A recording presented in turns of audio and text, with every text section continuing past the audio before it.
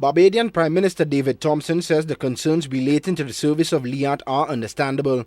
Thompson says Caribbean governments must ensure that the regional carrier can deliver an improved performance, cheaper airfares and a better service to travelers. He says it is also important to ensure that regional tourism industries are not compromised by the issues relating to Liat's performance. We obviously want to see Liat successful. Let's make that clear. We also want Liat to be able to provide an efficient service and an affordable service to people in the Caribbean. And that's what we're working towards. Obviously, there are hiccups along the way, and there may also be divergent views within the region about the role of Liat. St. Lucia's tourism minister has been lobbying for the reintroduction of a fast ferry service in the region. Alan Chasney says such a service will counter the problems facing Liat and, more importantly, address the high cost of regional airfares. David Thompson says the initiative is feasible and should not be seen as bad for Liat. He says a regional approach is vital if the fast ferry service is to be successful. Liat has to face competition like any other private sector entry. A ferry service cannot be considered to be in direct competition with an airline.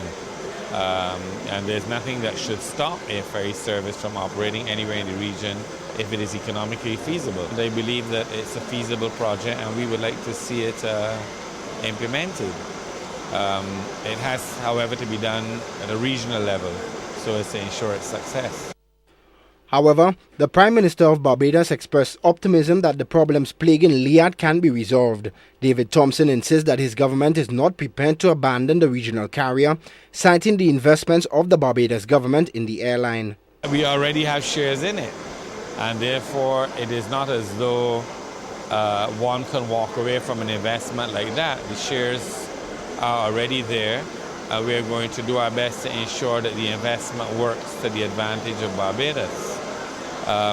But I do understand the complaints and the concerns, and I look very much forward to a settlement of those issues.